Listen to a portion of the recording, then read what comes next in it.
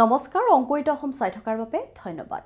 নলবাৰীৰ পাগলাদিয়া নদীৰ পাৰত 15 বিঘা মাটিত তিয়হ খেতি জৌটি ফাৰ্মাৰ্ছ ক্লাবৰ 3গৰাকী কৃষকে ব্যৱসায়িক ভিত্তিত কৰিছে উন্নত জাতৰ তিয়হ খেতি।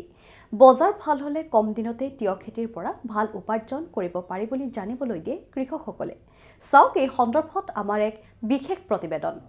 এইটো আমাৰ তিয়হৰ খেতি আমি প্ৰায় 1 বছৰ ধৰি কৰি আছো আমি জৌটি ফাৰ্মাৰ্ছ ক্লাবে।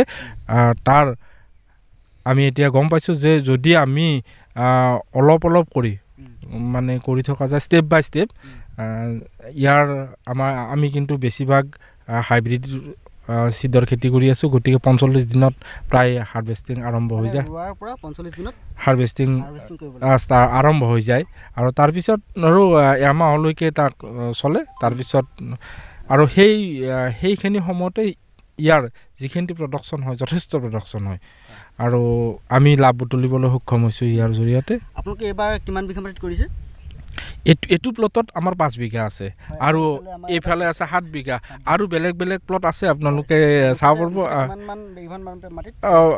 এতিয়ালৈকে আমি পৰা জুলাইৰ পৰা এতিয়ালৈকে প্ৰায় 15 বিঘা মাটিত আমি 15 বিঘা অলৰেডি শেষ হৈছে আৰু এতিয়া এই 15ৰ লগত এইখিনি আছে। সেইটো শেষ হৈছে। সেইটো আমি বিশ্বকৰ্মা পূজাত চিঙা আৰম্ভ কৰিছিলোঁ আৰু এইটো আমি বিশ্বকৰ্মাৰ পৰা আমাৰ এই পূজালৈকে এইটো আৰু চলিছিলে আৰু সেইটো এতিয়া শেষ হৈছে। তিয়হৰ খেতিৰ কাৰণে বালিচহীয়া মাটিটো যথেষ্ট ভাল। নৈপৰীয়া মাটি যথেষ্ট ভাল আৰু আমি এইবিলাক বেডবিলাক আচলতে প্ৰথমতে আমি মানুহৰ দ্বাৰা লেবাৰৰ দ্বাৰা কৰিছোঁ। এতিয়া আমি পাইছোঁ আৰু মেচিন সেই সুবিধাটো পাইছোঁ। গতিকে আমি দেখিছোঁ আৰু আমি ইয়াত ইউজ কৰি পালোঁ যাতে আমি সেইটো কিনি ল'ম আৰু খৰচৰ পৰিমাণ আপুনি ক'লে যে আমাৰ হিচাপত প্ৰায় 15,000 পৰা 20,000 টকা খৰচ হয়। 20,000 টকা খৰচ হয়। আমাৰ ওচৰতে আছে আৰু এজন কৃষক জয়ন্ত শৰ্মা, তেখেতৰ নমস্কাৰ। হয় নমস্কাৰ। আপোনাৰ পৰা আমি দুটামান কথা জানিবলৈ চেষ্টা কৰিম। আমি অকণ ভিতৰলৈ গৈ ফাৰ্মখন চাই অকণ কথা পাতোঁ। ইফালে আপুনি যাব পাৰে।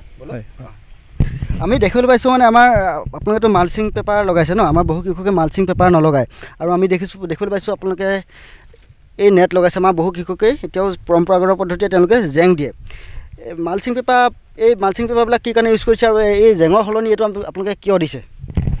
এতিয়া চাওক জেংবিলাক তাৰমানে আপোনাৰ এইবিলাক কেৰি কৰা মানে এতিয়া কিছুমানে 1 কথা 2 কথা মাটিত কামটো কৰে মানে 100 বাঁহৰ জেং কাটি কৰিব পাৰে। কিন্তু আমি যেতিয়া 10-15 বিঘা 25 বিঘা মাটিত খেতি কৰিম আপুনি জেং কাটিবৰ কাৰণে আমাৰ সময় নাই আৰু সুবিধাও নাই। গতিকে এইবিলাক মানে নেটবিলাক ইয়াৰ কাৰণে বহুত উপযোগী আৰু বহুত কম খৰচত হয়। হয়। এতিয়া আপোনাৰ এবিঘামান মাটিত যদি আমি তিয়হ খেতি কৰিবলৈ যাওঁ তেতিয়া আমি নেট লগালোঁ, মালচিং লগালোঁ, এনেকৈ ধুনীয়াকৈ বেট লগালোঁ, তেতিয়া খৰচ পাতি কেনেকুৱা ধৰণৰ হ'ব পাৰে?